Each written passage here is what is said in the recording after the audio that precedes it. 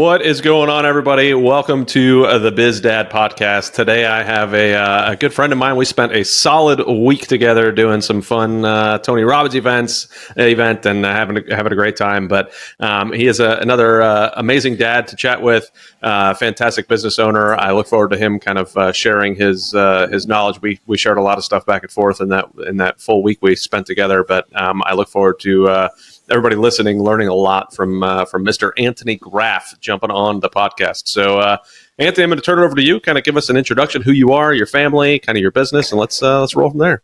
Sure. Well, first, I want to say I'm so happy to see you and so honored to be here. I really connected with you and your wife. I felt like we were like-minded people, obviously being at a special event like that. But at the time, my wife was not there, and I was really not jealous. That's not the word we use, but I admired the relationship you had with your wife.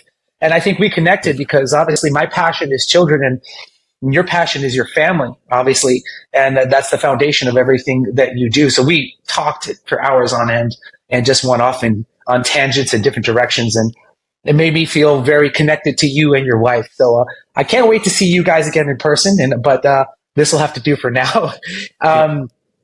So let me start with a little bit of my background. I'm a business owner. I have two martial arts schools and a gym. Our gym specifically works with children. I used to work with children and adults, but one of my favorite quotes is, "It's easier to build strong children than to fix broken men." And that's by Frederick Douglass. And I truly believe that. And I made it my mission in life to give parents and kids the tools to know that they are enough. So hopefully, if anybody's watching this, I'm sure that you can have some good, solid takeaways. Now, some of my background is I'm a lifelong martial artist. I was an alternate for 2 Olympic Games. I was number 1 in the United States for about 10 years in the sport of Taekwondo. I run 2 martial arts schools. And we teach boxing, Krav Maga, Taekwondo, and Jiu-Jitsu, and Kali, but that's not what we really teach. What we really teach is character development. So prior to starting this podcast, we were talking about my specialty. My specialty is to work on the psychology of children, giving them the tools, the 80% between the ears, not the 20%, which is their mechanics. And even though I grew up, and obviously if you look in my office, there's not one medal around it, and I have enough medals to fill several rooms, but I made it a mission that my goal for the kids was not to compare. As well as sport is important, it's not to be better than or as good as me. It's to be the best version of yourself. And everybody has their own story to be written in that sense. So I love that in my life and my passion, in my mission, and in my business, I get to do what I love, and that's to impact lives in a positive manner. I have a beautiful wife who is a 4th degree black belt. She was a World University Games silver medalist in Taekwondo. We met over 20 years ago. My daughter is the youngest black belt we've ever had in our school. Obviously, by default, it's not because of nepotism, but because in the Graf family, we're about consistency, and they are not allowed to miss a day. So it's kind of funny. We talked about Malcolm Gladwell before, and in the Outliers, we talk about the amount of time you put in. And in the Graf household, my kids, they are not allowed to miss any activity. You know, it's got to be something. They got to get hit by a truck before they miss, because their effort that day is up to them, but it's more important that they are consistent. Because at the end of the day, they need to have those 10,000 hours in, and they're going to realize that the difference makes of whoever it is, whether in business or whether it be in sport. If you put more time in, you will get further ahead. And my wife, she's a martial artist and also a fantastic photographer. We are both really into fitness. Our house is a gym, spa, whatever you want to call it, because all we do is care about our wellness and trying to get ourselves better. And not only do we do it for ourselves, but we do it because we know that the kids are watching. Yeah, absolutely. Yeah, we talked about multiple times where, the teaching that you're giving your kids it's caught, not taught, right? They're seeing everything that you're doing, and that's what they're going to pick up on. So if they're seeing you work out, they just know that that's an important part of what we're doing, and they want to work out too, and that's just part of who they are. So, and you are extremely consistent on the working outside of the house. It was, when we spent that week together, it made me want to stretch and work out more just being around you guys, because you guys were all like constantly stretching, constantly working out, constantly making sure your muscles were in the right shape and doing the right stuff. And, obviously we were working on a bunch of mental stuff, doing anything Tony Robbins. So it was just what an experience to kind of watch you guys work through that. Well, thank you. And that's the truth of anything, is that, you always have to take a leadership position in wherever you're at. And obviously that's the one thing that I can do. Like, I know that in the sense that I have a path that I have to be disciplined and stick to. Or even when I'm injured, like if I have a back injury, there's something I could do to work around it. And we teach that to our kids, not just through example, but through storytelling. And that's one of my biggest ways to teach, is by storytelling. And when we talk about, to take it back a notch, and you talk about the identity, there's a phrase that we use in our household and in my martial arts school, and it's very powerful, and it's this: we are the type of people who. And if you think about this, I was working out, and I posted something on Instagram, and it had me with my shirt off, and a friend of mine posted, he's from Germany, he was an Olympian, and he says, you're a damn Viking. And I was like, he's like, your genetics, what you come from is something different, and he's like, you're amazing, bro. And I go, wow, that's powerful words, because if you believe that you're something special, if you believe you're cut from a different cloth, like if you grow up and you say that Labars are the type of people who always tell the truth, that's your identity. I mean, and honestly, if you leave that, I feel like the Grafs are the type of people that if our leg falls off, we hop for the rest of the race. If the other leg falls off, we go Monty Python, we start crawling, whatever it may be, right? We go. It's just exactly. So, and we tell my kids to the point when we see it works. And I'll give you an example. I ran with my daughter. I can go into like 100 different stories on running with my daughter, and my shoe was untied, and I would go and I go, we're the type of people who, and this is right, who don't stop to tie our shoe while everybody else does. When everybody else stops to tie their shoe, we keep running. And I'd finish, and obviously if like later down the road I tie my shoe. Well, this is where that was a metaphor. And she took this as a literal translation. Yeah. And we went to, we did a turkey trot, a 5K. Mind you, she's run 8 5Ks. She's 9 years old. She's about to be 10. Awesome. There's a way to build that too. That's the consistency is key thing, and not getting greedy. She loses her shoe. She picks it up, and she loses her shoes the first 400 meters, and she runs the rest of the 5K with one shoe in her hand. And she tells me that she thinks I'm going to be extremely proud. And I'm like, I get the sentiment, but ideally, this is the power of we are the type of people who, right? Because she ran the rest of the race and I was like, you could do that at the last 400 meters, not at the first 400 meters. Like, you have to understand that, like, that's the idea of it, but that's just, and obviously this is a learning experience for her. Yeah. But the character is more important. And I have to understand that. And I said, I'm so proud of you for not giving up. Because I also want to say, hey, you idiot, put your shoe on, right? Like that's hammer meat on the bottom of your foot. Yeah. Yeah, exactly. And, but and that's because she ran the race by herself, and I ran with my son at that time. So, but that is so powerful. And I mean, my dad did it with me unconsciously. Like, obviously our parents, and obviously your dad was very conscious. But my dad was really, really old school. My dad he had passed, he'd be 90 years old right now, just so you know.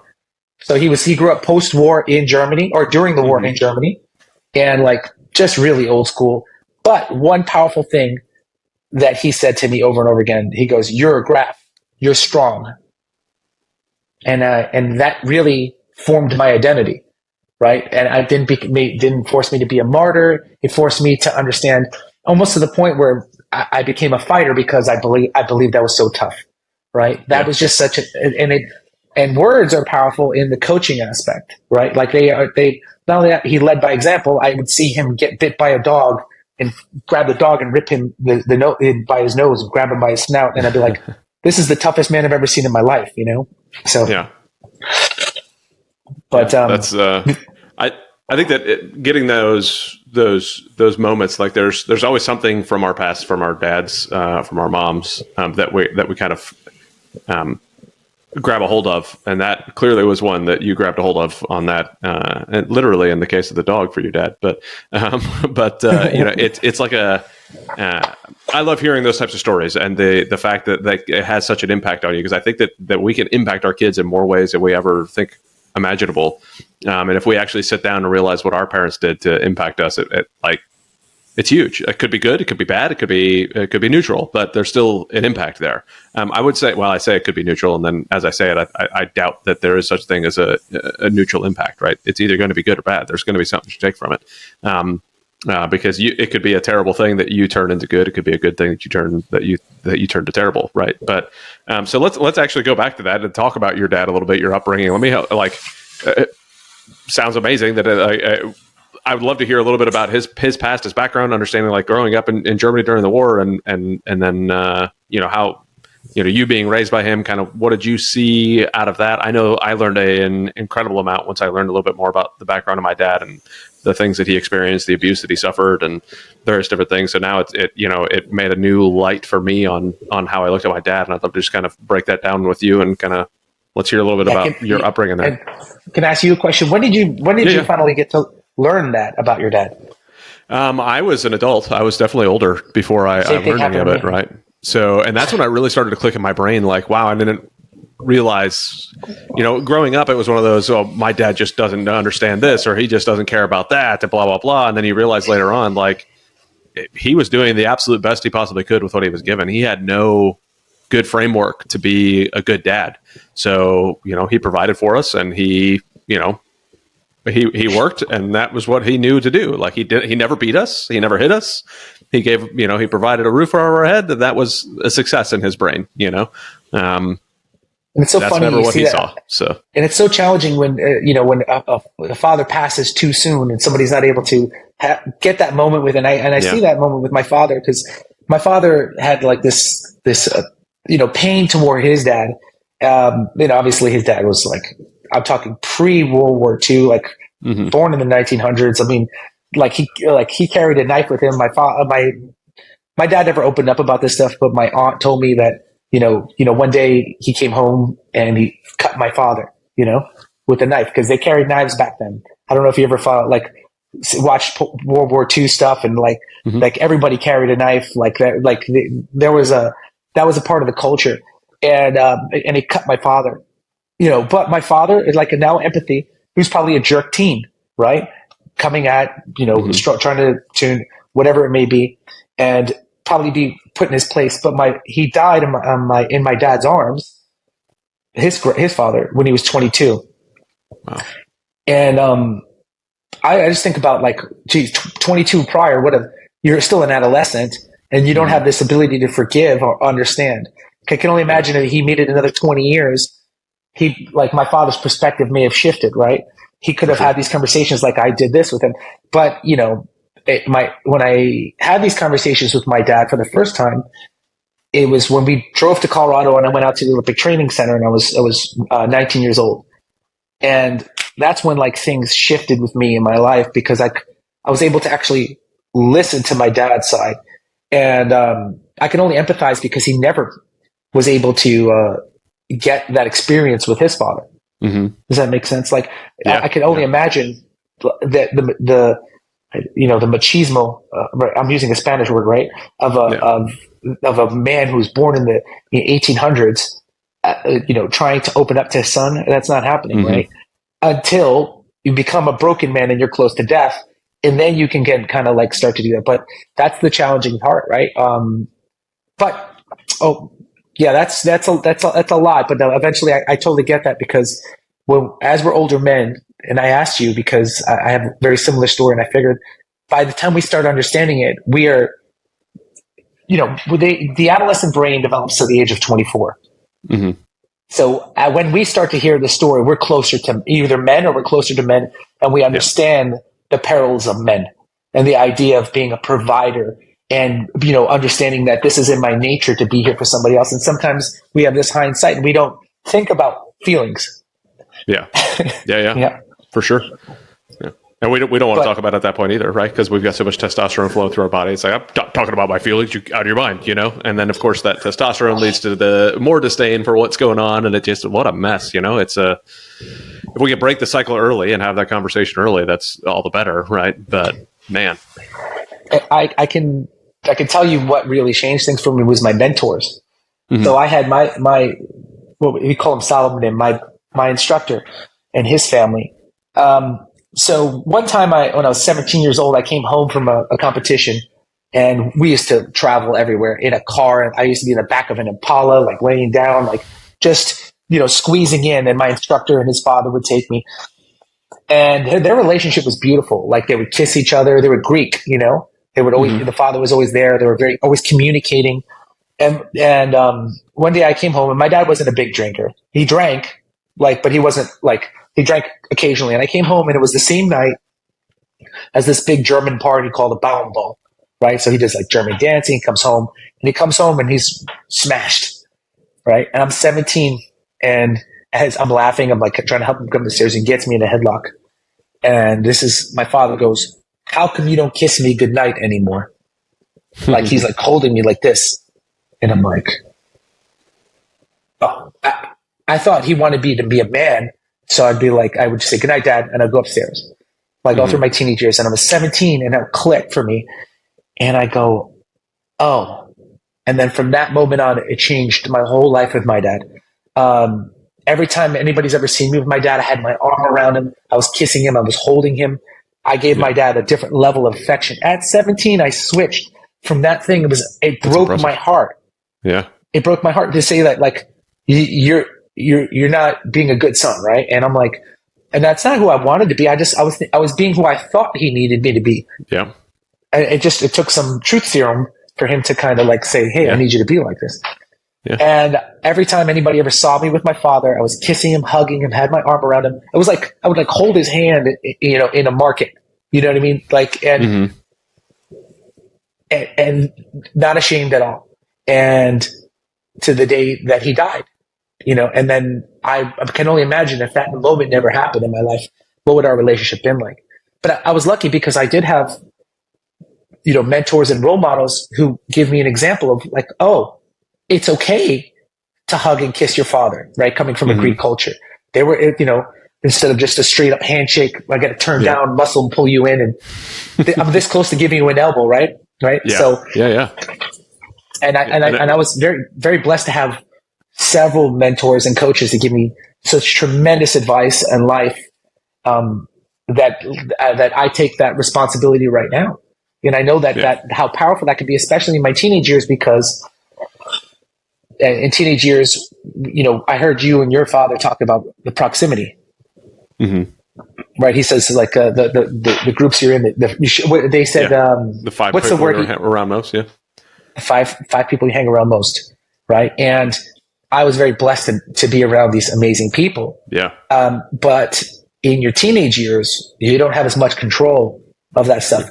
And I was fortunate enough to be around my instructors, that they're not my parents, because you stop listening to your parents because they become parakeets. Yep. And you start listening to your mentors or your peers. And teenage peers are idiots. Mm-hmm. They're hormone driven. Like most of them don't have this level of understanding of the world yet. And, they're kids. I mean, a few years ago, they were just, in diapers, right? And don't get me wrong, there's levels of understanding and just people who are naturally compassionate. But the truth of the matter is that how do we control this environment? Well, we have to make sure that they have positive role models and mentors outside of our parents. And then they have to have a positive community. Now, can I control their school? No, but I can put them in, I could set them up for success by putting them in places that I know, like church groups, right? Or in a martial arts setting, but a place that I know that there's a higher chance that they're going to do better. Yeah. Because don't get me wrong, people do bad things because they're people. Yeah. But I'm trying to err on the side of caution, right? For sure. So, and I mean, as a dad, that should be that is your responsibility anyways, to make sure that you're providing the best environment for your kids to grow up and thrive. And, I always tell my boys, my goal is to make you better men than me. Right. So it's hard to make them better men than me if I don't put them in an environment that, allows that to happen. So, if I'm constantly putting them in an environment or just letting them choose their environment, then they're going to be maybe better boys than me, but certainly they're going to have a hard time being better men than me. That's and that's one thing I've talked about. This is a small tangent, but I was recently talking at my church, and they were asking about different life groups that we like to do, and I said, I'm sick and tired of seeing 40-year-old boys walking around.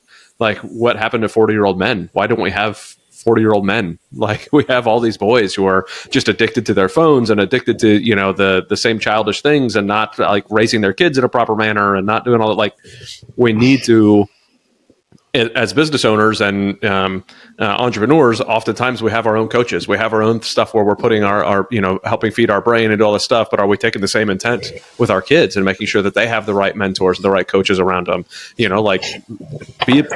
That's part of leading as a father, as part of leading as a man, is making sure that your kids are getting the same kind of benefits that you're trying to get.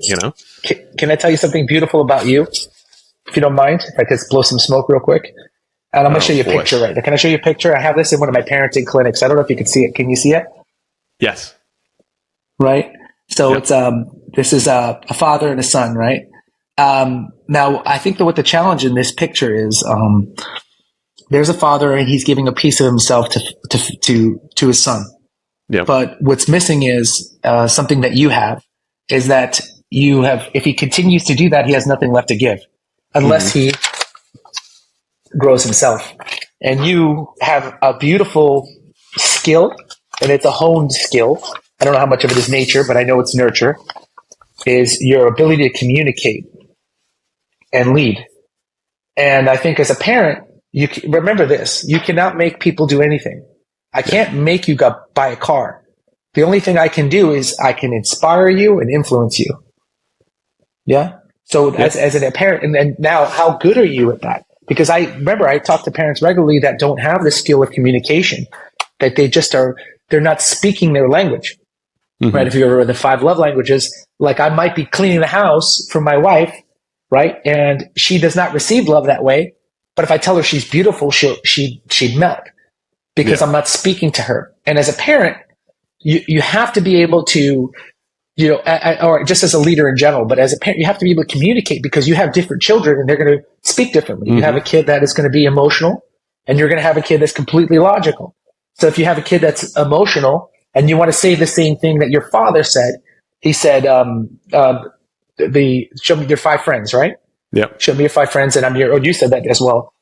But what's another way to say that? Show me your friends and I'll show you who you are. That's emotional. Yeah. So the other one is that if you want to do numbers, we do 5 friends, and statistically you're going to be this one. So are you speaking to this person in the language that they understand? Right. And, or you might, if you say you lie with dogs, you get fleas, right? Like whatever it may be, you got to speak to them in the manner that they understand. And, I had a friend of mine, his name's Casey Bergner. He was, both of him and I were alternates for 2008 Olympics. And he went around the United States teaching Olympic weightlifting. He was a part of the CrossFit boom when they were teaching Olympic weightlifting. And I go, Casey, what did you learn from, going around the United States teaching all these people Olympic lifting?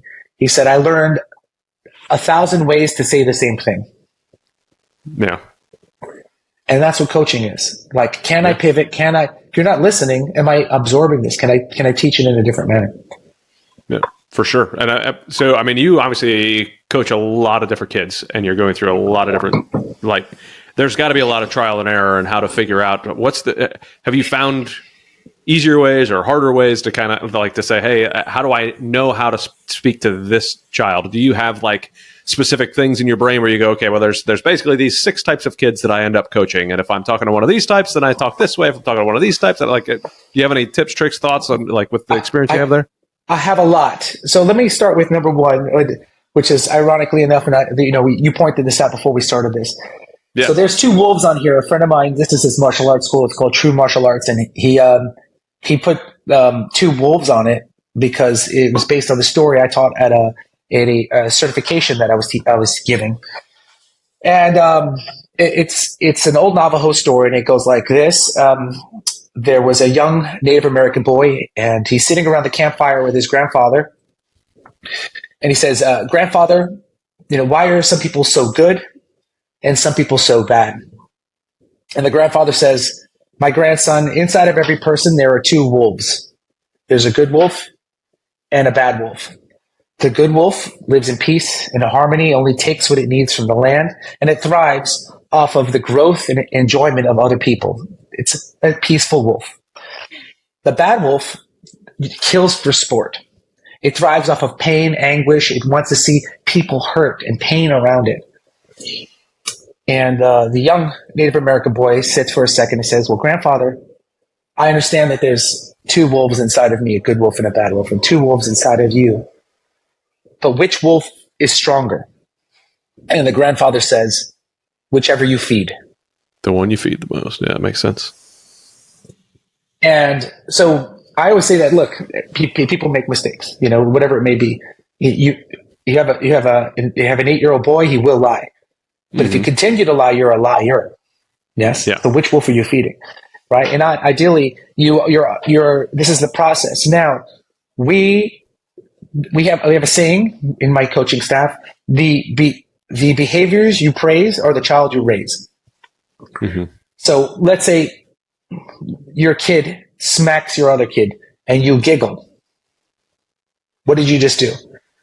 I had a positive reaction in his brain for what he just did. And I'm teaching him that that's an okay thing. He said, and you're like, no, and you're smiling, right? Like, so what happens is we have to understand now, I'll give you the fundamental example of this. When your kid falls, like, because we always say this, I'm going to jump off topic for a second. What's the number, if you could pick one trait for your daughter and your boys, one character trait for them, what would it be? Boy, that's a tough one. Just quickly, off the top of your brain. If you the top of my brain was affected by what you just said, which resilience comes to my brain from what you just said. Stop. Right? Time out. That's okay. So maybe I did a power suggestion in there, right? But resilience is our number one. In my wife and I, we decided resilience is top, and I can go back to that in a second because I have a whole segment of talking about building resilience in children in good times. All right. And so your kid falls down and what is the typical reaction is, "Oh, poor baby, come here, let me kiss it." So when your kid falls down and you kiss it, what do they understand? That martyrdom equals hugs and love. Mm-hmm. Yes. So then your kid falls for no reason and they want to kiss. Yeah. And it's your instinct to go, I'm just going to take care of my kid. But, doing like that's not necessarily going to build the kind of kid that you want because you're not praising the behavior you want. So what we do is we actually have a system. In my school, it's a little bit different. But my kid falls down. I don't say, "Are you okay?" I go, "You're okay." I go, "Thanks for being tough. You're a Graf. You're the toughest kid I know. Awesome job." Yeah, and then now my kids, they'll get hit by a bat and they'll limp it off because we've kind of fed this. And why do we want resilience as so important for us? Because tragedy is inevitable. Bad things are going to happen to our kids, and I want them to be able to bounce back and not crumble. And I think that's the greatest skill we could teach them because we're just priming them for life, right? Yeah, for sure. I go by this quote. I actually have it here because I always forget it. It's so hard times create strong men. Strong men create good times. Good times create weak men, and weak men create hard times. So what does that mean? Obviously, we're in good times right now. So what does that mean? My child's going to be weak. So what I have to do is consciously understand the behaviors I'm feeding, but not only that, but also, this is the top tier advice right now. Self-esteem in children is built from doing difficult things. Mm-hmm. I get you. If you turn the camera and you pointed at all the things that you have displayed over there, besides the things that bring you love, they are the hardest things that you've ever been through in your life. Some of them because you are proud of the things that you had to overcome, right? Whether it be the military, I see flying is fun. Flying a plane is fun. Yes, these you are proud of the things that are difficult. Nobody brags about how cush their life was. So how do we make our kids? How do we build self-esteem of our kids in a time where everything can be easy? We create artificial challenges for them, for sure. Whether it be sport or you just do hard things. Like people ask me, like they think it's borderline abuse that my daughter is running 5Ks, by the time, and I'm like, or making phenomenal. her, yeah. And I go, and exactly, because what happens is, what's next? How do I build her self-esteem? How do my son can do front flips and break boards, because I'm constantly pushing them to be the best version of themselves. I'm not greedy and trying to make them do a front flip the first day, So, but I understand that they're like, the one thing that we are in the Graf household is consistent, and we're consistent not only in that, but also in the things that we feed. Like we understand that to the core that the behavior I feed will grow. Mm-hmm. So for sure. So the bottom line is that's the first step to the Graf household of parenting is being conscious of the behaviors we feed and celebrate. Not only that, but we're very big on like anchoring. I'll give you an example. So we talk about, we do Tony Robbins events, and they say that this core thing is this, whose love did you crave more? Right? That's a big thing. Your mom's or your dad's? And that's the first question they ask. And then they ask, who do you have to be to get that love?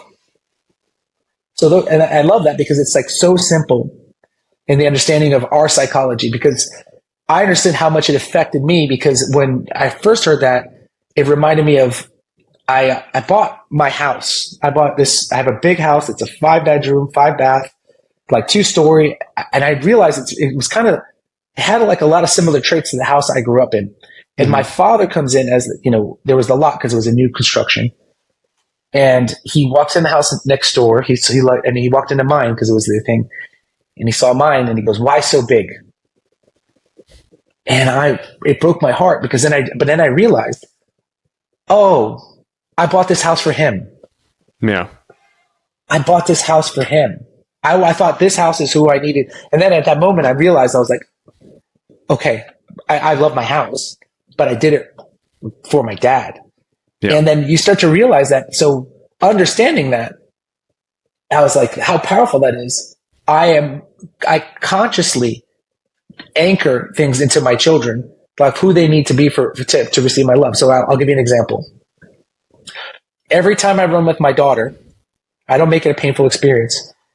We run. We started with 200 meters when she was almost 7. Mm-hmm. And we slowly built, but now we're up to the point where we do 2 miles and regularly, and then we shoot for 3 once in a while, and every really far-fetched we go for 4 if she's feeling ambitious. So we'll do 2 miles. We'll run, and when we run, we talk. Hey, Dove, and it starts every time like this. You know what the best part of my day is? She goes, "I know, Dad." I go, "This is the best part of my day. I love this so much." So what I'm trying to do is I'm trying to consciously associate my daughter love and fitness together. So when I pass and I'm long gun and she goes for a long distance run, she's going to feel love. Yeah. Just like my dad, when he celebrated me, he would take me for ice cream. So now, like a little fat boy, as soon as I'm sad, I start eating ice cream, right? Because I associate like this love with ice cream. Yeah. Not a long distance run. So that's my goal, is like reverse engineering, understanding the what people are, right? People are, at the end of the day, the core is whose love do I crave more? And who do I have to be to get that love? Whether it be a good student, a cutthroat, a business person, or just patient, loving, whatever it is, it has to be celebrated, right? They have to understand they get the most amount of love. So both my daughter, she gets honor roll. We go nuts. We throw parties. We're making a pattern disrupt to understand that this has to be a core memory. Yeah. That she remembers, hard work equals celebration, right? Instead of, people unconscious, if you're not conscious of it, it's just going to end up being all your bad behaviors anyway. Yeah. Right. So, and I think that it sounds like that you already know kind of what those core behaviors are that you want to celebrate to begin with, and then figuring out what it is that they're doing that model those behaviors. So like in ADPI, we have some core values for our business, and we want to be able to, and we do rather often. If somebody's showing those core values, like we already know what the core values are. If somebody's showing those, we celebrate those core values. What you're showing right now is relentless, and I love that. It's one of our core values. You're being relentless, and so it's almost your family core values. And when you're seeing that hard work, when you're seeing the strong fitness, those are your anchors, like your family's core values. I don't know if you have them written out like that, but that is it mentally kind of what I'm seeing is some core values that your family has, and you anchor everything to those. Yeah, absolutely. And the easy part for me is when we have in our martial arts training for my kids, it's not optional in the Graf household, because we say it's not I'm not making my kids compete. I'm not trying to have them go to the Olympics or try to do anything else. But what the values that they're going to get out of the teaching and the skills that we teach every week, whether it be from the storing, we have a powerful word. So my kids, and I've run this through, I've had like test runs. If you talk to any of my kids that are in their teenage years and they have a conversation with them, you will have a sense of wisdom. Like, these kids are deep, because since they were 5 or 6 years old, we were sitting down and we were saying, a leader is somebody who knows the way, shows the way, and goes the way. And then we'll tell the whole story based on that. And then we'll talk about just basic fundamental values that we use every day. I mean, obviously we have something we call the Black Belt Success Cycle. Everything ingrained in my martial arts program is me tailoring and designing. I literally have Tony Robbins' 6 human needs in my program, like for my black belts. And they have to know them and they have to understand them, because I think it's one of the best templates for understanding people. Yeah. Mm-hmm. So we are. This is like, I generally, resilience is the top of of everything that we do in our house. Being physically fit, well, and understanding that we are capable of doing a lot, right? So my kids have a tremendous endurance. If you looked at their schedules, once again, some people will think of it as abuse. Mm-hmm. But anybody who has a kid over the summer realize if you do, idle time is the devil's worship. Idle hands are the devil's worship. Yeah. Yeah. Right. So, and we, and I know that like we doing is we're giving, and here's the thing is, my kids' self-esteem is through the roof. They're very confident. And the reason is we have built their skills. And I know that for me, because I didn't have, prior to being in martial arts, I had this, you were at a date with Destiny, and I had a breakthrough moment. And I was shaking uncontrollably. I'm not a crier. I'll tear, especially after having kids. You're like, but I was like, they put us through that, like a process.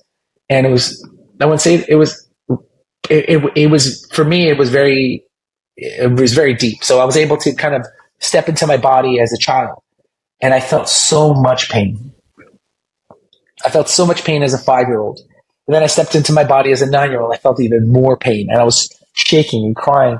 And then I stepped into my body at 16, and it's ironically, that's when I won nationals for the first time, and I started martial arts. And I was crying from happiness, because I felt like I had purpose. And the thing is, I had nothing. They had I was acting out. I misbehaved tremendously as a kid. They put me in, the school mandated therapy. And the reason was I didn't have an identity. So my identity was like, how do I get attention from breaking things in the back of the classroom and being a bad kid? But now, I am a martial artist. That is my identity. This is who I am, to the point where it grounded to me, and because there's a saying, whatever you say after I am is what you become. If I say I am no good, I am worthless, I'm the worst, you're going to believe it. Yeah. Like if I'm running a race and I say I am tired versus I am unbreakable, I could feel the same way, but it would change my state because my words are powerful. Mm-hmm. But now I had a new identity, and the identity really shaped who I became. And then when I stepped into my body as a 40-year-old and I had myself at 22 and 16, 5, and I embraced myself, I said, it all works out. It's going to be okay. And I cried from joy. And I understand but being through that process, I understand that if you truly love your kids, you don't want their life to be easy, right? If you truly love your kids, the last thing in the world, like that's robbing them of the gift of learning resilience. They will never develop callous. They will never get better. So, and listen, I'm a firm believer is I don't push my kids very hard. I just make sure that they show up. They have to be consistent. And I go, I know your intensity is going to be dictated on you. You're having a crappy day. I don't care. Go through the motions, but you're showing up. Because if you give me 5 minutes, that's 5 more minutes than you wouldn't have not given me. Yeah. And then at the end of the day, and I'm very careful about burnout. And I said that the hormones will take care of itself when the kids hit that age. It always does.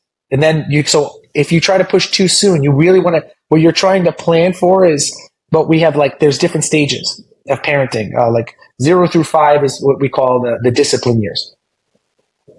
And then from 6 through 12 is what we call the training years. And then so 12 to 18 is what we call the coaching years. And then 18 plus is the relationship years. So 0 through 5, they have to understand this is your time to learn that there's right from wrong. This is if you do something, there's consequence immediately. Now in the training years is when they understand that this is when consequence has to play a little bit of a higher level. So when you go, okay, now if you have to understand that if you punch something in the face, you could go to jail. So you are going to get repercussions for this now. Yeah. Yeah. And if you, and here's the challenging part. The 12 to 18 is the coaching years. This is where most parents mess up. They don't do their work on the front end, and they try to discipline or train a teenager. Mm-hmm. If you didn't do the work on the front end, you're going to try to micromanage a teenager. They will push back. And when they push back, that's going to mess up 18 plus, which is your relationship years. Because you were such a jerk, at least in their mind, in your teenage years, that it messed up 18 plus, which is your friendship and relationship years. So what happens is in coaching years, you're supposed to stand from the sidelines and be like, hey, you know what to do. You're going to make the right decision. You could be there. If they make a mistake, you help them up. You give them direction. You can't micromanage anymore, but you will have to if you don't do your work on the front end. For sure. I love that concept. Definitely writing that down. To me, those training years right now because I've got one in the training years, the other one about to be in a training year. But still sort of in the discipline year. I've been enjoying the training year, and I think that there's Jordan Peterson. I've mentioned him probably 15 times on my podcast in one way, shape, or form. But I'm a big fan of a lot of the stuff he talks about with raising kids. And one of the things he discusses is if you haven't trained your kid to be sociable by the time they're like 4 or 5 years old, like being able to not just lash out irrationally at people and all this stuff, you're going to have a much more difficult time doing that later. And that goes into this discipline years, like getting that straightened out early, allowing them to be teaching them how to be sociable, teaching them what right and wrong is, teaching them how not to lash out at you or other kids or anybody, and not to be throwing a truck in a kid's face all the time like that. That needs to be taught early. Otherwise, you're dealing with a lot of more problems in the training years. And then the training years, it's just what a mess. Like the way you have that broken down. I really like the thought process, the concept behind that. Well, thank you. Let me ask you a question. What is the best book? What is the number one book that you would recommend to somebody if they were having a challenge being sociable? if I would like if the as if an the adult, was having a challenge, and it's let's say.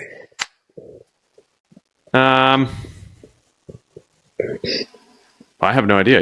I'm assuming you have a. Well, let's think about classic books. How to Win Friends and Influence People. Oh yeah, phenomenal one. Yeah, I've got that back. Right, of course. Everybody, of course, every business person has that one, right? Yes. Yeah. We start to learn mirroring. We start to understand like how to win arguments or just to not fight everything. My daughter is very intense, and we watched. And here's the thing: is I watched a breakdown. You've seen whiteboard videos of how to win friends and influence people with my daughter. Okay. Now, my daughter, for example, here's the thing: is that's the first time she gets it. It's like she's done this thing called hyper certification, which is a martial arts certification. The first time she did it when she was 6 years old. She didn't really get it when she was 6, but it was there in her subconscious. She did it again, and she like knew where she was going already. And by the third time she did it, she was like running the show, but she wasn't even paying attention. It was just absorbing it. Yeah. Does that make sense? And so even being around this, like one of the greatest things is like we talk about like simple things, making eye contact, picking our battles, understanding that like, one of the biggest challenges are these things. Oh yeah. Because, and I see it right now in my teenagers, and we talk about that fundamentals about communication because they don't have to understand to be able, you and I have the ability probably just from our experience in business and everything we're doing and even sales in its sense, I can read somebody really well. I can change the conversation. I can know what's a sensitive topic and stay away from it, right? And I know how to pick my battles. But that comes from experience. There's a cheat sheet to that.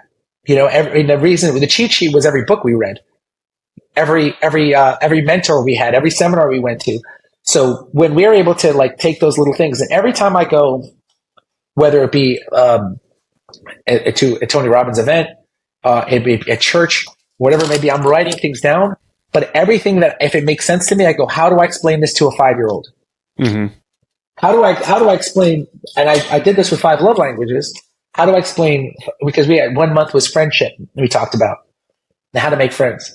And I go, are you speaking to your friends the way they understand it? And I go, how do I explain the 5 love languages to kids? And we made it very simple. I mean, I go, are you shaking their hands? Are you giving them a hug? Hello? Are you giving them a high five? That's physical touch. Are you telling them you appreciate them? Right? Are you making them something on their birthday to show them the gift that they, whatever it may be, so we have to understand, are you communicating? Because you feel like there's a disconnect. But the sooner we empower these kids with knowledge, right? And we think they're not taking it in, but they are, right? And I'll go off of that for a second. Besides just empowering, one of the biggest things that we can say is, I'm going to give my biggest tip is the power in the whispers. So I think I'm only jumping into this because I really want to share it, and we can come back to this in a second. If whatever I say, let's say we have Diane, right? Diana, your youngest, as she becomes she's 5 or 6 years old, and I'll be like, Diana, you're the best, and I'll be like, and then as soon as she turns back, I start to whisper to your wife, I'm like, she's not really listening. She's not, she's making a mess all the time. She's, hurting people. They listen to the whispers. Yeah. If you talk about, no matter what it is, your identity is more powerful in the whispers. Can you imagine I'm having a conversation with you, and then whatever I say behind your back is what you're really going to think I think about you.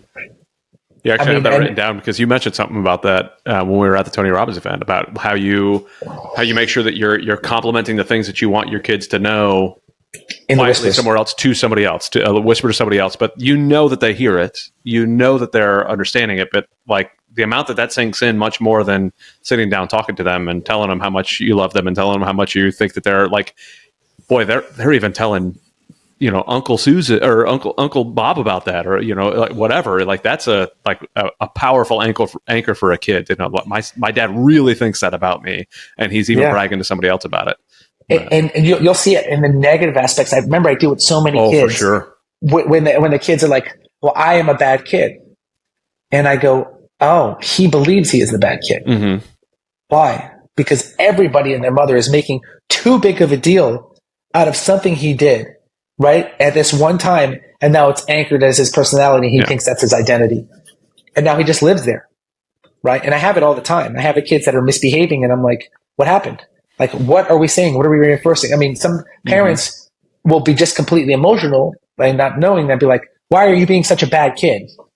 Like, I would go, obviously, there's appropriate and inappropriate behavior, the words that we say. I go, that's not appropriate. Like, we're not the type of people that do those kind of things. Yeah. Right.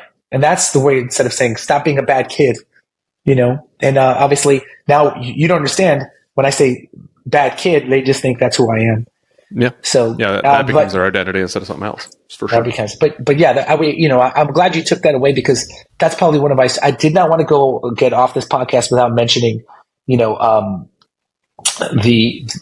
power of the whispers, because it's one of when we are conscious, like when we're conscious of it, we do it by accident. Like we do it all the time. Like, oh, she's had a rough day, and she's being mean to everybody, whatever it may be. I'm like, oh gosh, I go, what we got to do is, oh man, look how tough our girl is. She has been at camp, martial arts, gymnastics. She had the longest day ever. How resilient is this little girl? She's unbreakable. I thought I could. I mean, your shoulders come back. But if I said it directly to her, she's just going to tune out. Exactly. Yeah. That's what my boys do. It's and I think it's natural for a kid, anyways. Especially with, like you said, the parent becomes the parakeet, right? They're just a bird going away. Like they need to hear it somewhere else. And I think just us talking to somebody else about them, it gives them that less of a parakeet noise. 100%.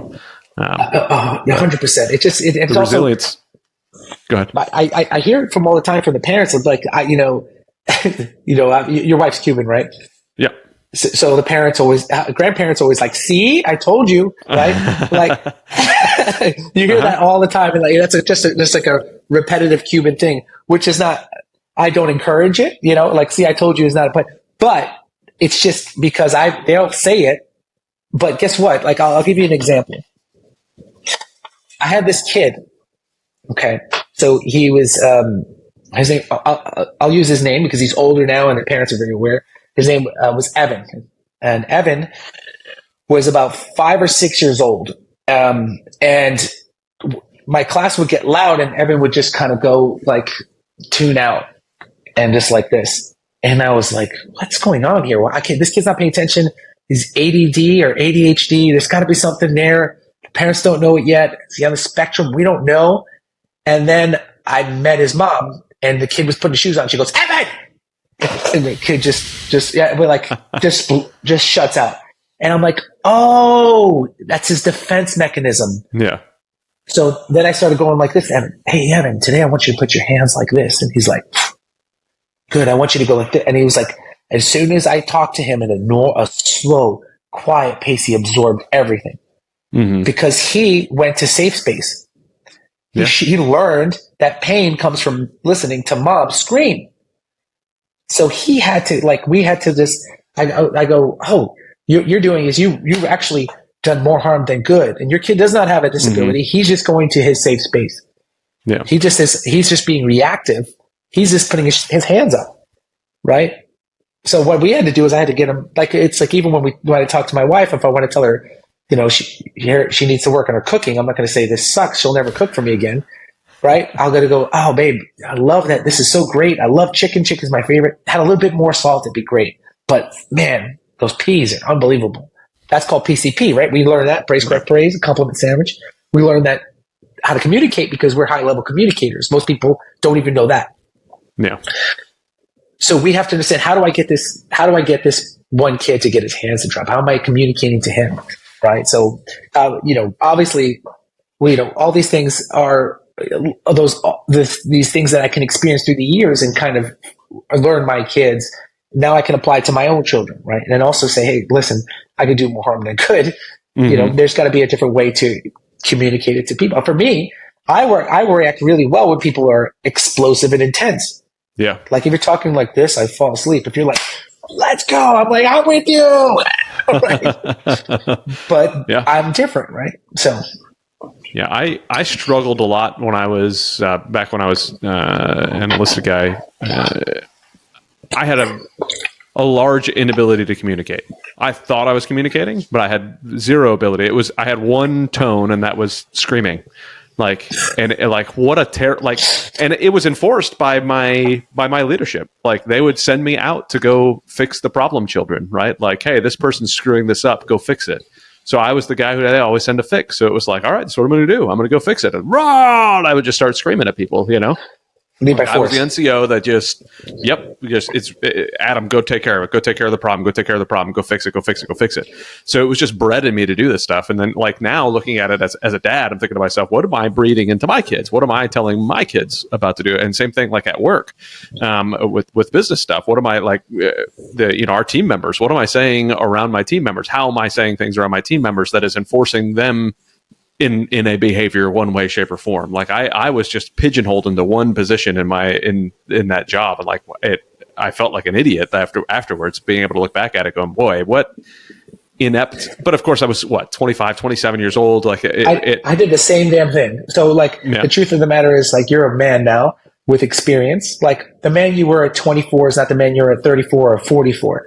Mm-hmm. Right. And you have to remember that. So that, and especially because of this, the fact that you continue to grow and learn, and that's it. There's like, it's like your kid goes to a store and takes something, right? All kids will do it, right? I told them, and is this the worst thing in the world? It's a teachable moment. Yeah. The best thing that can happen, actually, so I can teach you. You know, my daughter, when she was maybe a year or two ago, we went to Office Max. I had to pick up thing. She went to pick up a keychain, and I said, no, we can't have it. Just because you can doesn't mean you should. We're not, mm-hmm. We don't need this. So we go, and then we come home, and she has a keychain on her, and I'm like, there was consequence immediately. Yeah. I go back to the store. She has the big money. She pays for it. The guy's like, you can keep it. Don't worry. I'm like, no, you don't understand. I go, she has to feel pain right now. Like, there's got to be a thing here. I go, the worst thing that can happen is she feels no pain, because then she's going to know it's okay. I go, we have to understand that, like, if I don't teach her consequence now, right, she won't change later. Like, this is why we do this. So we made a big deal out of it. There's consequence in the moment when you're with a kid. You can't punish a kid, especially at 6, 7 years old at the time, 2 days later for what's happening right now. You got to find it. It's like it's like a dog. We always look at our kids and we think of them as like they're so cute. They're small versions of ourselves, right? But they're more like wild animals. Yeah.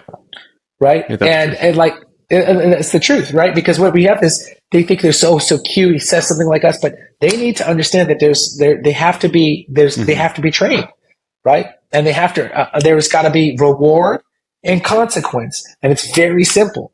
But when you try to treat, like, I always see like people saying like, no, let him decide. What? You're telling a 5-year-old he has to decide what he wants to do? You want to tell him what he wants for breakfast too? Oh, I want ice cream and waffles. But like, no. And you let him decide if he wants to go to school. That's why, like, you can't let you have to understand, like, things are not going to be fun. Like, for example, martial arts is a good example. Eventually, things get tough. And then when the parents let the kid be in charge, guess what? You're having a bad day, you're going to quit. Mm-hmm. But then what happens is, we talked about this earlier, what happens if you quit something repeatedly, you become a quitter. You lie repeatedly, become a liar. So I go, forget about, you understand, you're training patterns now. Like, you're training patterns. If you better make the decisions, whatever your kid's about to do, is you have to make a clear, concise, like, we're doing this for this long, and then we can reassess at least. Yeah. But you're going to, you're not going to jump around just because you feel a certain way, because your feelings, I've talked about this before, will always get in the way of your blueprint. Always. Yeah. So, like, for example, you don't feel like working today. You don't feel like doing a podcast, but you want to get the ultimate goal was to 100 episodes by a year, whatever it may be. Mm-hmm. I don't feel like working out. I tweak my back. I still got to do it. I'm going to work around it. I mean, what is rehab, right? Like, at the end of the day, your feelings will get in the way of your blueprint. And if you let your feelings dictate that, you'll never finish school. You'll never finish anything, because you're going to start to find a way out of it. You're going to find your way, the easiest route, because, our brain has this, like, default to cutting things to the easiest route. I mean, I don't say the word refrigerator. Yeah, we say fridge. Yeah. We say fridge. My brain doesn't want to take that many syllables. Yeah. We always take the easiest route. And it's our nature. So we have to make sure that like whatever we're feeling right there, so we're going to have to just make sure that we are in charge of keeping our blueprint in mind of what we ultimately want. Mm-hmm. I think that needs to be on the parents' part as well when they're thinking about going back to what you talked about, having that in that moment, making sure they feel the pain of their bad mistake, right? And I'm not saying that needs to be physical pain, right? Just like you said with money, like you're going back to the store and you're facing what happened, and you're going through it.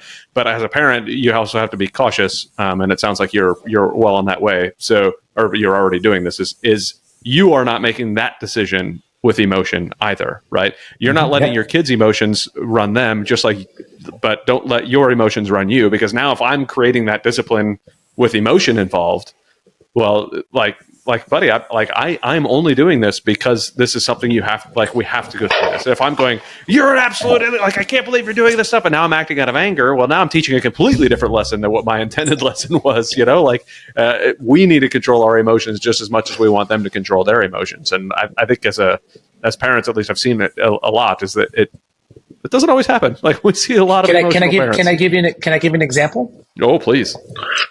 So you live by water, right? Yeah.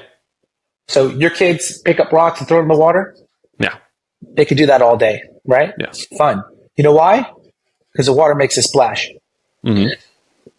When you react, right, when you're like a kid does something, you're the splash. Yeah. When your kid does something, you need to not be calm as a Hindu cow, right?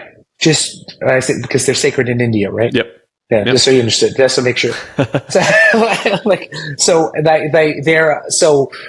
we have to be just chill in our reaction, because if you're doing that, they're actually getting a dopamine hit.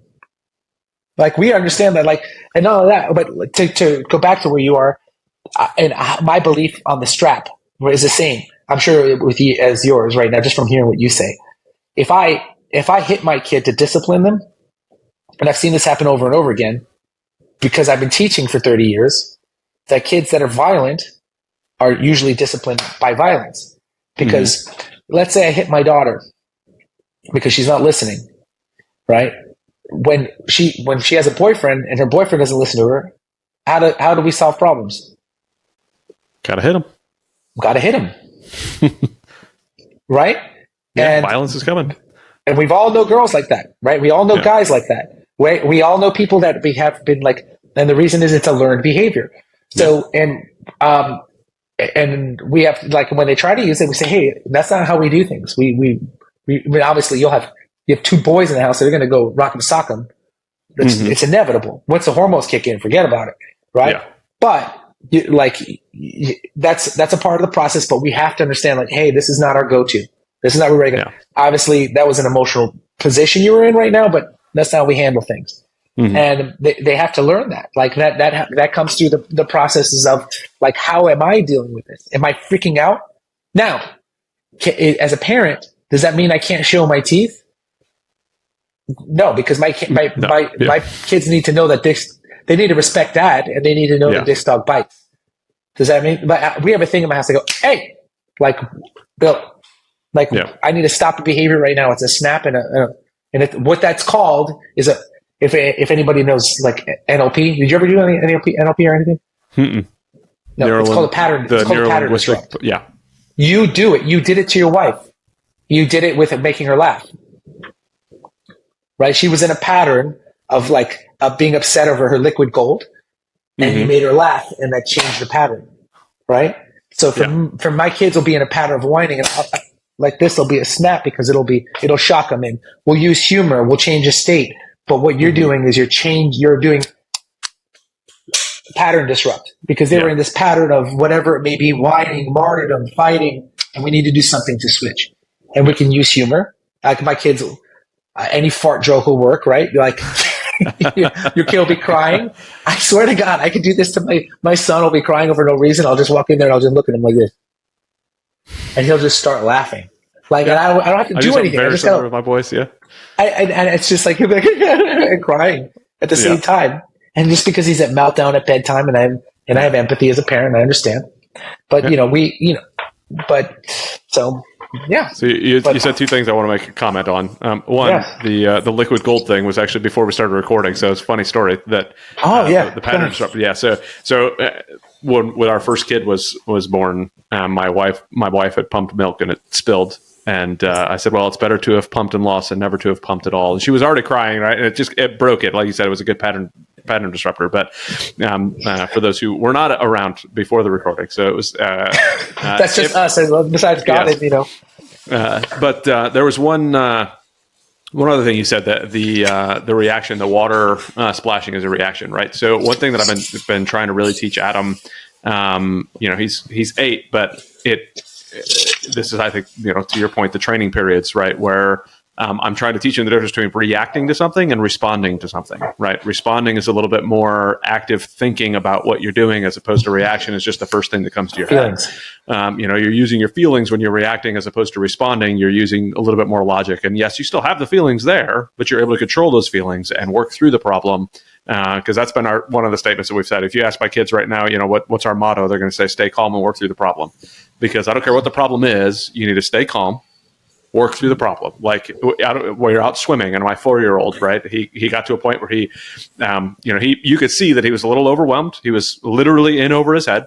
And he was trying to stay calm. So he put up the little "I'm okay" sign above the water as he worked his way back up, took a breath, and then made his way over to safety on the side of the pool. Like I was like, unbelievably proud. Like I just jumped, like I gave him a massive hug coming out of the water. I was like, dude, that was amazing. You stayed calm. You stayed focused. You got out of the water. You told me you were okay in the process. Like you were thinking so well through that, like it was phenomenal to watch. But so stay calm, work through a problem is something we always do. And now like trying to teach the react versus respond, because I don't know, he was doing something with his brother. I was out mowing the lawn, or I was doing something, and I was watching the way he reacted to his brother.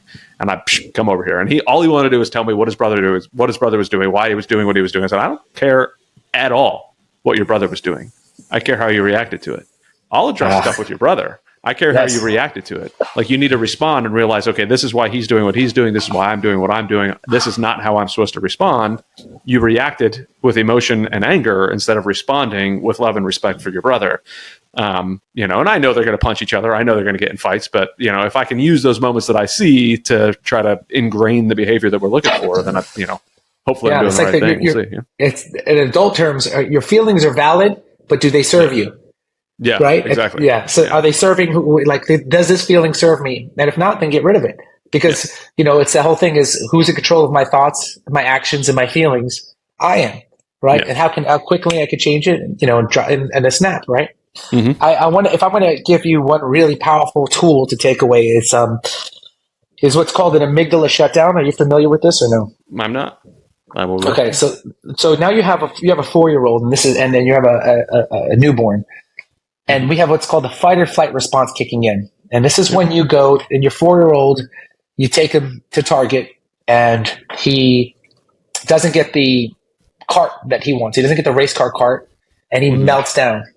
Right, and he has this complete meltdown.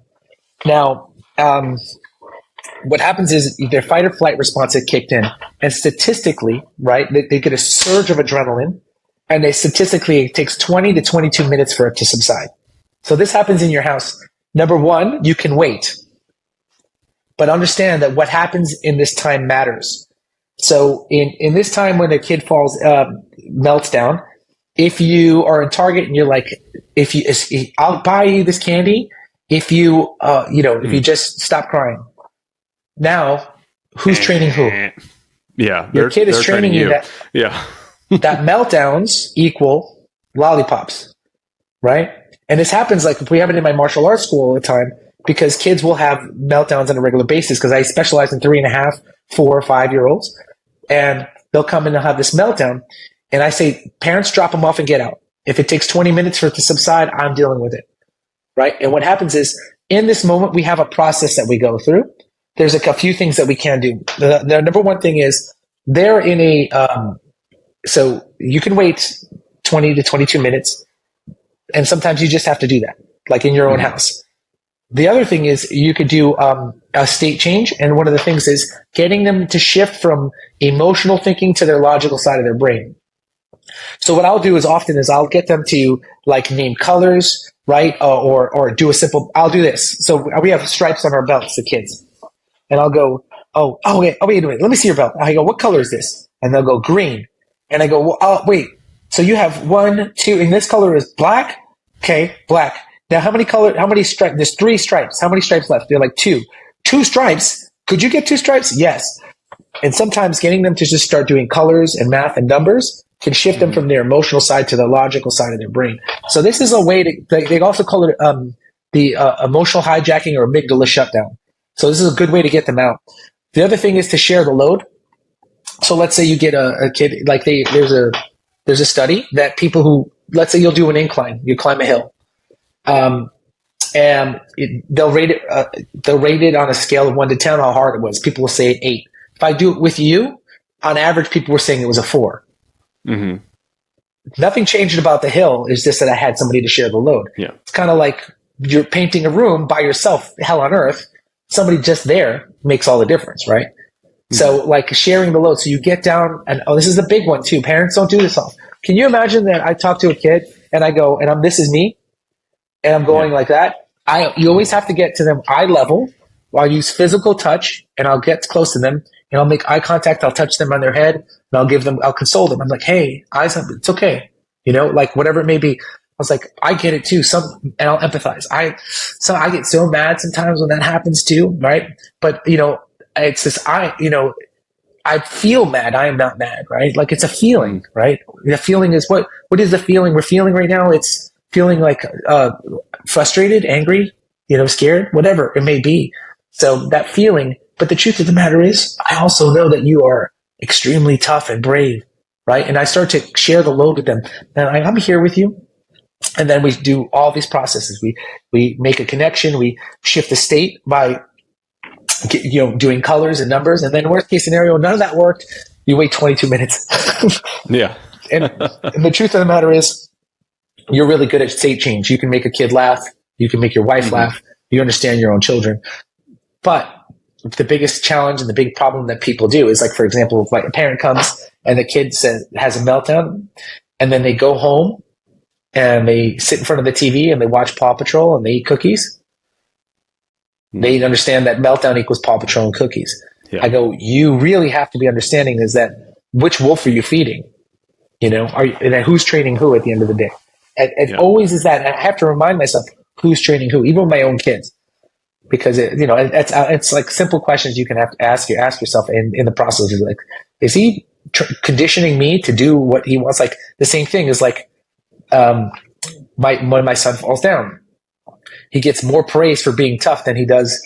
That for being the toughest kid in the world, we'll blow him up instead of being a martyr. Because kids will use 6 different types of manipulation to manipulate their parents, and it's badgering, threatening, martyrdom, intimidation, physical tactics, and the butter up. So one of the biggest one is like if your kid says nobody loves me, this is a big one. If your kid tells me like nobody loves me, I hate myself, what's a natural parent's reaction to it? No, I love you so much. I love you very much. Yeah. So what did they just get? They got love for by talking about how they're unloved. Yeah. Are you ready? This is how I go. Let's role play. Go ahead. Nobody loves me. Go ahead. Yeah. No, I love you very much, Anthony. No, you do. You're the kid. Nobody loves me. No, nobody loves me. Nobody loves me. Hey, that's the dumbest thing I ever heard. I don't want to hear that ever again. You understand? That's enough. What does that mean? What comes from martyrdom? Discipline. Pain. Yeah. Right? Yeah. Pain. I go, I'm not going to let you go. Like, no. Yeah. I go, you don't get love for that. I go, but if you tell me like, I am the best, I'm like, you are, come here. Like, and now pick you up. Hooray.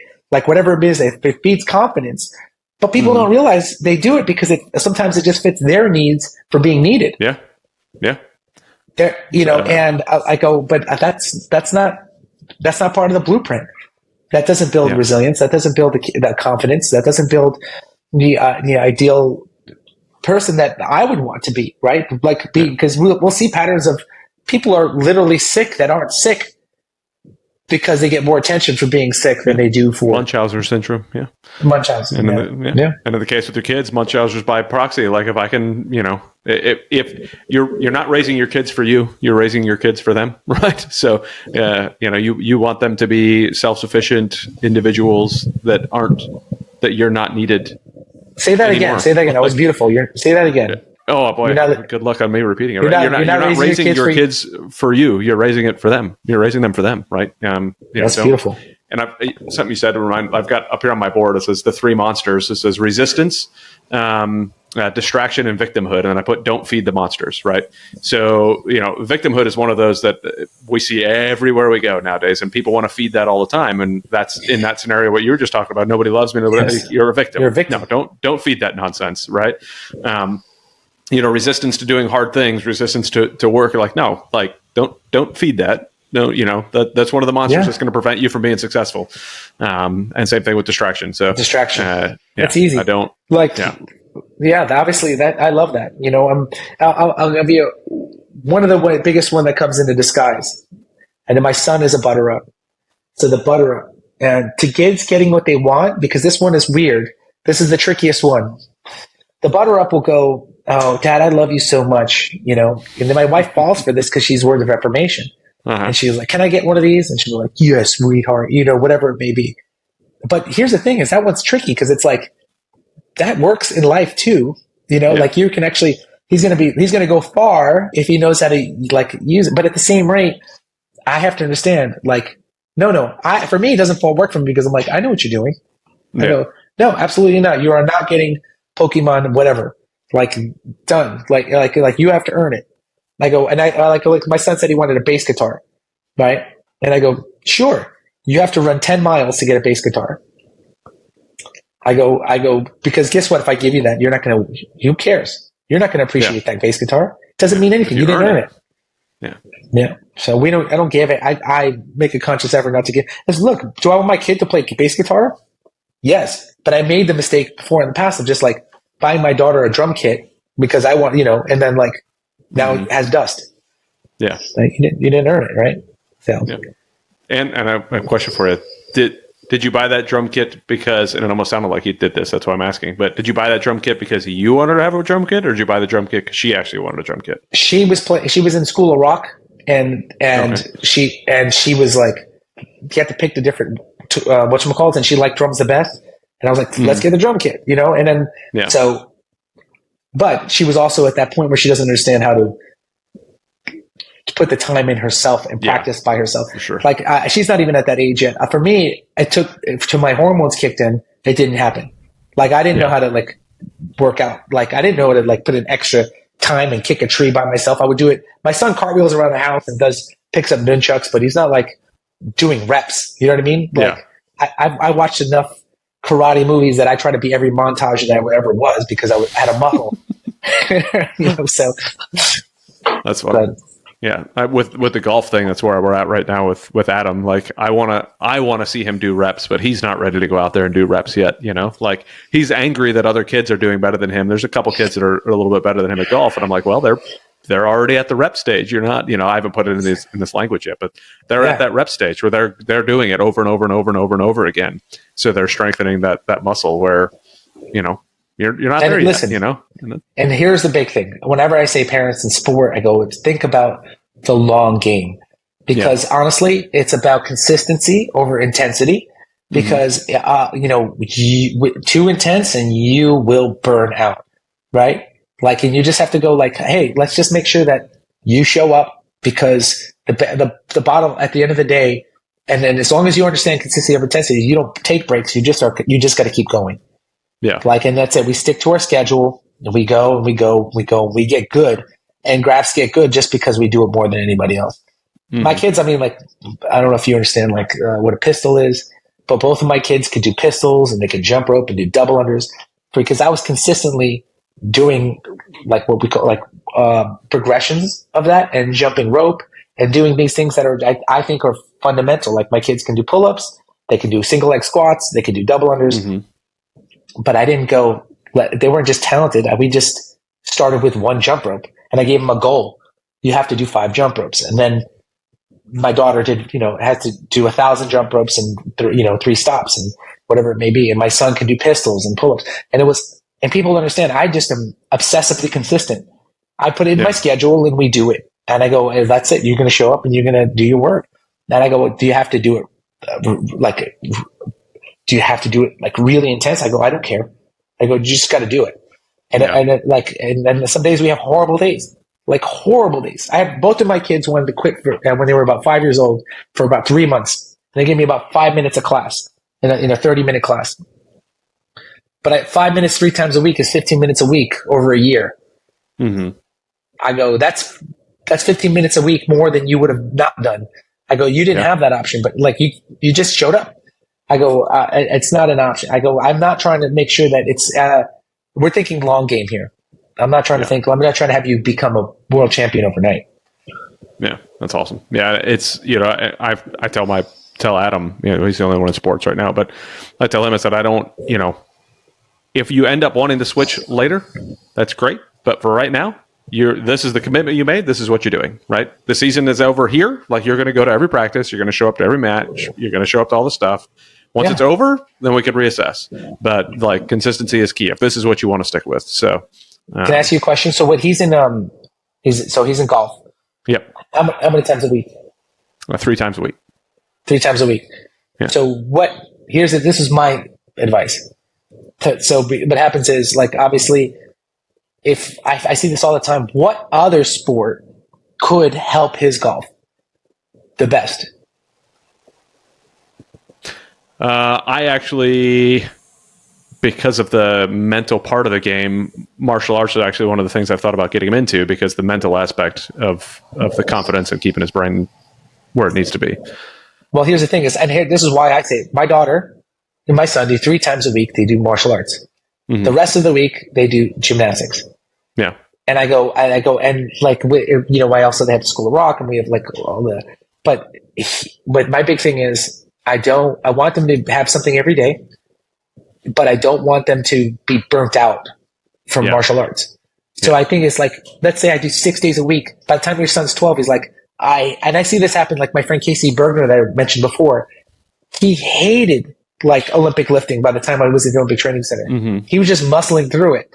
He wanted to play guitar, like Sublime covers on the beach. Like that's all he wanted to do. Like he was at that point in his life because his dad was an Olympic coach. And every time at breakfast, he'd be like, all right, so when you're sticking your landing, and I'm like, you want to burn a kid out. That's the way to do it. Yeah. I go, what I'm doing is I'm giving gymnastics is taekwondo without hitting people.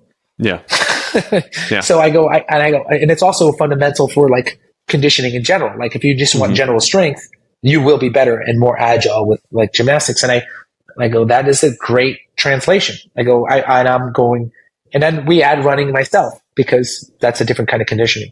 But I go, you want to be better, put in the hours. Obviously if my kid can do a cartwheel and a pistol and a pull-up, he's getting fed from both sides, but he's not like, I'll give you an example. Your son is, goes and he's playing in the pool all day. And then he goes to the park and then he goes to play laser tag. Is he bored? No, but he just did 5 hours of something, right? Yeah.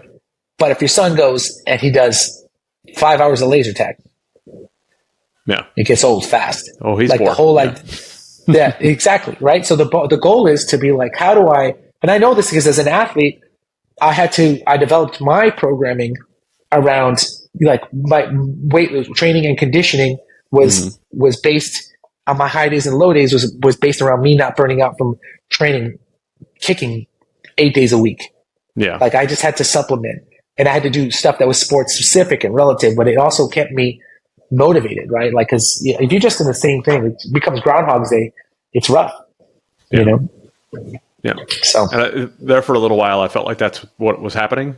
and it was only 3 days a week, but it was, I mean, 2-3 hours at a time, so Yeah. still a lot of hours when you're talking an 8-year-old kid. It's like, man, this could get exhausting, right? So, I did fear that for a little bit, which is one of the reasons that, like, we have a net up in the backyard. He smashes balls in the back all the time. But it was like, hey, if you want to take a break, you don't have to go in the backyard to start smashing balls. Like, it's, I totally get it. Let's go do this. Let's go do that. And I really do want to get him into, I've thought about the gymnastics thing, gymnastics or martial arts or something. Yeah. I told him that I want to get him.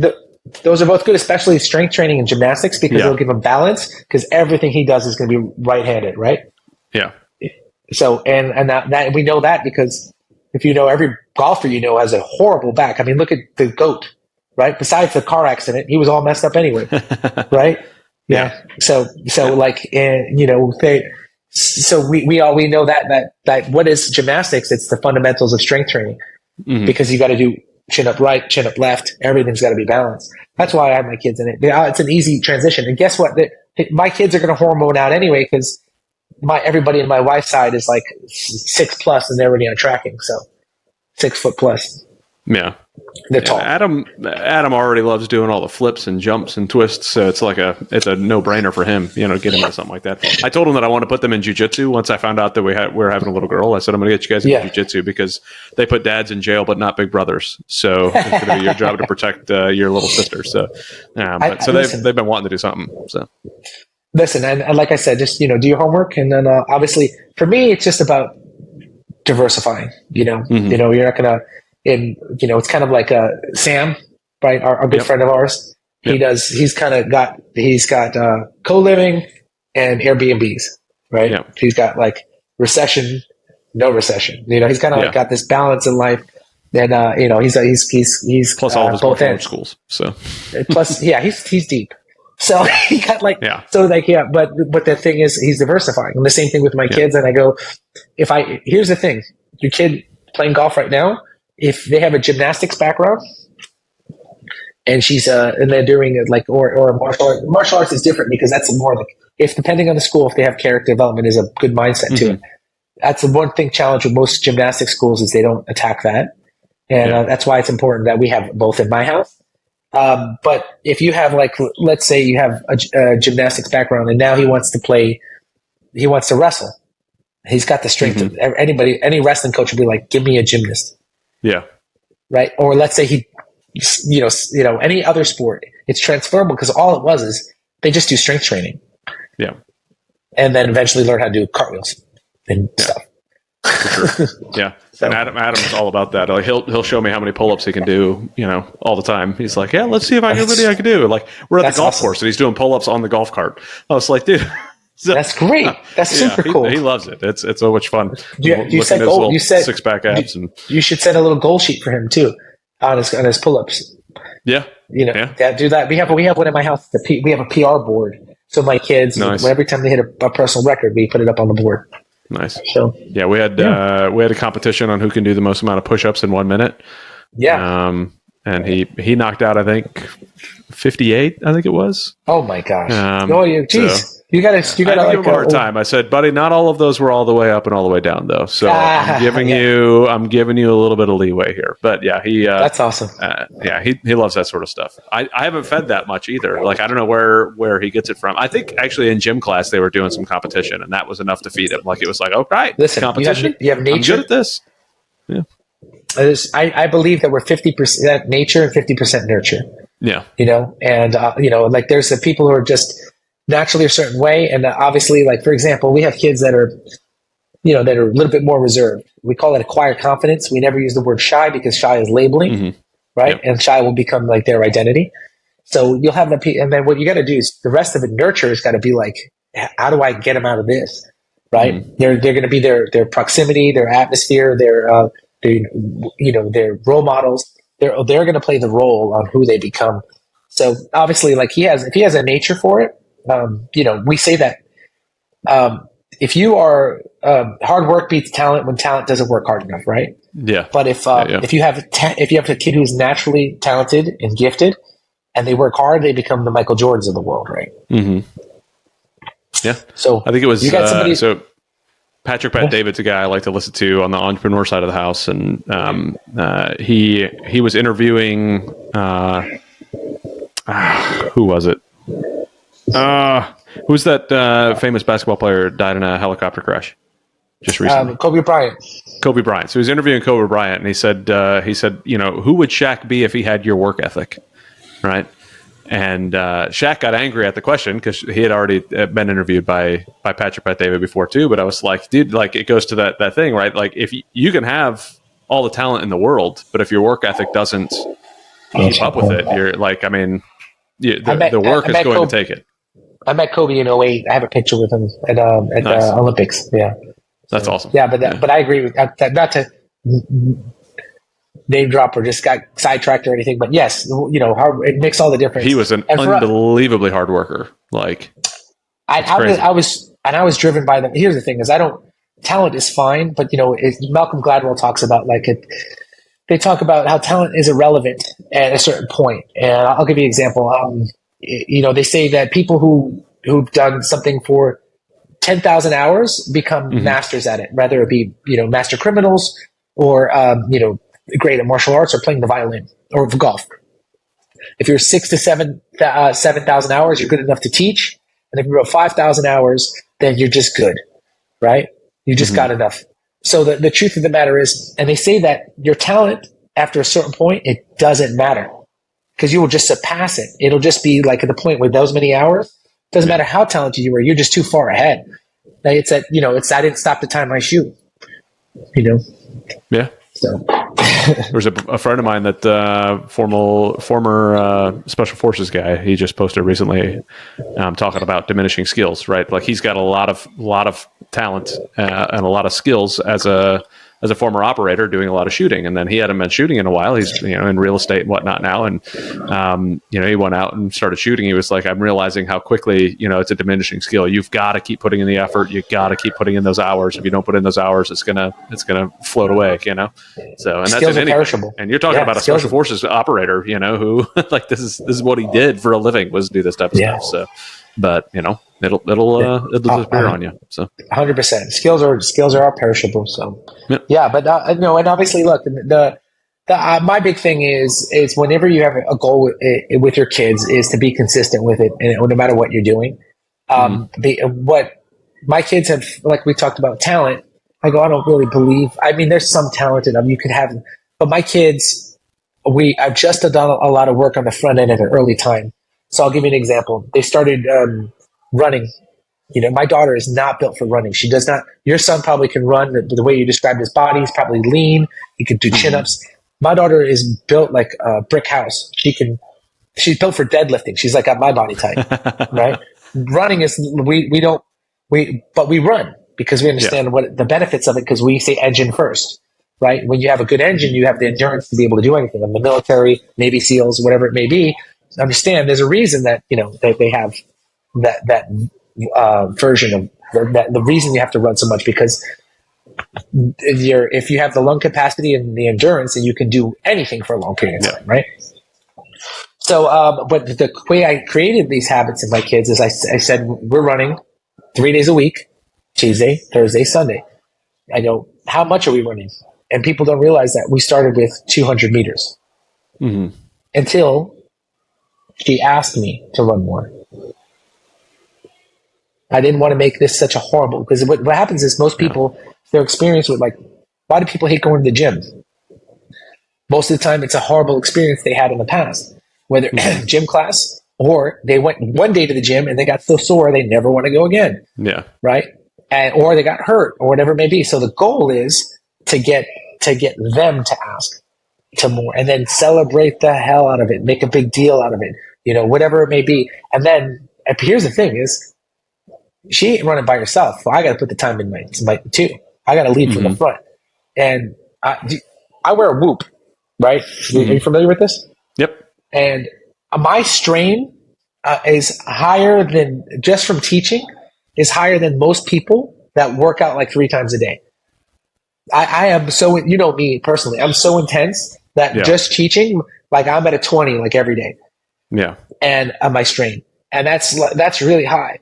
And after all that, my workouts, my teaching, whatever I got to do from running around and running all my businesses, then I got to leave, make sure I go run with my daughter, but I got to get it done. So that's my responsibility as a parent, no matter what I feel like, no matter what kind of day I had, because I know my ultimate goal is, and I also, we have requirements. Like, I'm like, no, you have to be able to, I love our belt system because we have, by the time my son gets the brown belt, he has to run 2 miles, right? He has to do it in 22 minutes, by brown with a black stripe. Mm-hmm. So I have goals set for me already, and I do my homework. We're going to get ready for this. And that's what I do with my daughter. And in the process, we're just like, hey, let's run a 5K. And we got her to run 5K. And then next thing a week later, we signed up, and it became an adventure. We drove, we went to this 5K. She had the best time ever. It was called the Disco 5K, so they're playing music, and she got first place. That's awesome. Well, that's all. She was 7, and there was not many people in the 7-year-old division. So just finishing, she went like 36 minutes. It was still great time, decent time. And it was just because she wants to go. There's another thing called the Zombie 5K coming up in October, and she wants to go because she has this positive association to running now. Mm-hmm. So yeah, my son, I think, would want to do the same thing. I'll have to get him out there and do some more running with him. That was an inspiration for me to get out. I need to go out and do some more running, so it's good for me to do. I think doing that with him would be awesome. Yeah, like listen, and here's the thing: is that you can also. I have a dad who doesn't really have a connection with his daughter. He goes, I don't know. He doesn't like playing with dolls. He doesn't like this. I go, find something that you both like to do. You can have your cake and eat it too. That's a growth mindset. Yeah. Everybody has a piece of cake is a fixed mindset, right? Like, that's it. That's enough cake for there. I go, no, you find a happy medium, a win-win situation. You just keep pivoting till you find stuff that you like to do, right? Yeah. If you like watching football games, take a plane and go on a trip with her and make it a big thing. I don't care what it is, but connect. Like, it doesn't matter what it is. And for me, I want my kids. My biggest thing is I want to be able to have I'm big on adventure. I want to adventure with my kids, and I want to grow with them. So there's things like they have this thing called the Martial Arts Super Show, and in the Martial Arts Super Show, she gets to train with people that are high level, like Lyoto Machida, Chris Cyborg, all these famous fighters. She gets to work out beside them, and I get to work out beside them. It's the most fun thing ever, and it's a convention. So they got to go out and take pictures with the guys from Cobra Kai, and they get to, do all these cool things. And me, I'm in a situation like that, that's my Disney World. So I'm sure you can have that one, right? And now she's hungry but we're learning at the same time. Yeah. Because everything is they have a business side. I'll go to a business clinic, and then she'll learn how to use a knife. They'll do knife clinics. And she's one of the youngest people there, but she's a part of the culture now. Mm-hmm. And what I'm doing is I literally took her to Karate Combat on Saturday for me. We were going to go watch fights, and she got to meet Baz Rutten, and she was able to kick this power thing in front of Luke Rockholm.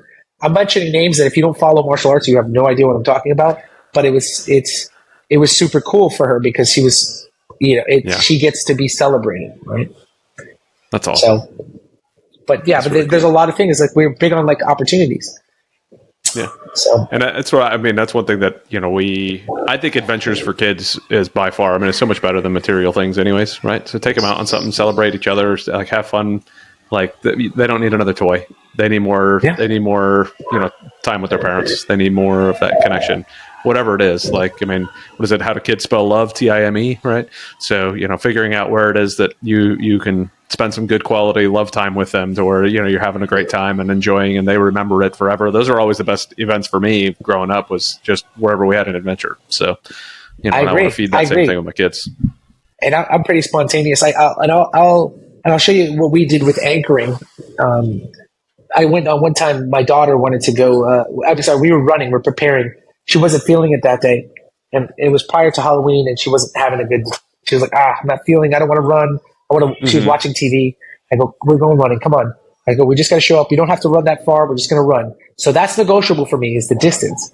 Yeah. I go, we're just going to run a mile. We end up running, and then we ran into a friend, and they were going to a haunted house. So we went, and she had the best time ever. We ended up running the whole 2 miles afterwards. Like she did it. She was so happy. She got candy. She's like, and the whole time I go like this. I go, aren't you glad you left the house today? She's like, yes. I go, remember that feeling, because of nothing comes nothing. Yeah. I go, the adventures await you. If you leave the house, adventures will come. And I go, and now, so I anchored that in. And now when we go for a run, and if I see a stray dog, I've saved like 3 dogs, by the way. I saw like a pit bull, and I like chased it down, and we like got in a headlock, and we ended up bringing it back to the owner. And now this becomes an adventure, and we're like Caesar Milan now. We're like catching dogs and going on adventures. And every time I see any opportunity, like I'm not like, come on, we're gonna hit 21 minutes. I'm like, what can I do to make this experience better? Yeah. What story can I tell? What at the end of this, like how can I make her happy that she showed up today? Yeah, that's awesome. All right. Well, I think that is a solid spot to kind of end the chat. I think that finding those things. I mean, I've got a ridiculous amount of notes here. Consistency is greater than intensity. I mean, the 6, the badgering, threatening, martyrdom. I wrote all those down. I mean, there's been some fantastic stuff we've chatted about. I really hope that. I know that. I don't think I told you this part, but the reason I started this podcast is to steal everybody's good ideas. And then if somebody else gets something out of it, great. If not, then at least I did, right? So, I mean, I got a bunch out of this, so hopefully somebody else listening did as well. But thank you so very much, Anthony. I knew that I was going to be thrilled at the end of this, having a conversation with you and chat about dad stuff. I mean, just the connection we had, like you said at the beginning, and that week that we spent together was awesome. And just hearing about the love you had for your kids and your family, and as a business and as a businessman, it's just awesome to see. So thank you so much for inspiring me and jumping on the podcast, and I'm sure inspiring some other folks. So thank you so very much for joining, brother. Listen, I'm like I said, we're like-minded, we're kindred spirits, and I can't wait to come spend some time with you and spend some time and have our family spend and do absolutely some crazy adventure together, because we're the first people to jump in the lake, right? Darn right, yeah, that's right. Sometimes literally, right? So like, that's the kind of house that we the Graf household, we thrive off of spontaneity, and we encourage it. Yeah, and we want our kids to live our lives, and to get off. We don't. My kids don't have, they're not allowed to do iPads. They're not allowed to do, and so with that being said, there's a lot of work on the parenting part, right? Yeah, sure. And, I'm not judging people that do. Like when they travel, they have their iPads to go with, and that's it. But, but for us, we know that for me, video games are a no-go, because I know how addictive they are. And, I know that like, if they can just be a life suck. So, I mean, honestly, what's the distraction? You had it up on the board, right? That's the biggest monster. Yeah, for sure. And yeah, but that's the same thing I told my boys. I don't have any video games in the house. They don't get to play them. I just bought a new Apple TV something or other, and we downloaded one of the video games that he has on his iPad for when he travels. It popped up on there when I signed in, and I had to delete it because they started playing the video games, and then you could just see the emotions, the way it happened, and the distraction. I said, nope, they're gone. Like I can't have it. Listen, I got I'm on the same page with you, because we have to understand the greater good, and we know they are the devil, right? Like, but I want to say that, that's why I like you even more, because that's something right out my book. If it's not serving me, I'm getting rid of it. Yeah. And I can't wait to see you again, because I know that just being around you makes me better. So you and your wife, kiss that beautiful baby for me, and absolutely. Thank you so much for this opportunity. Thank you again, Anthony. Greatly appreciate it. All right. Bye. All right. Peace. See everybody on the next one. Thank you so much for listening to the Biz Dad Podcast. We hope you found some value in your time here with us, and we look forward to bringing you the next episode. If you've enjoyed today's show, please subscribe and share so you and your friends won't miss our upcoming episodes. Connect with us on Facebook, Instagram, LinkedIn, Twitter, and Rumble, where we continue these discussions and share more valuable content. Be the dad you know you need to be, and run your business in a way you're proud to share with your kids. Keep crushing it.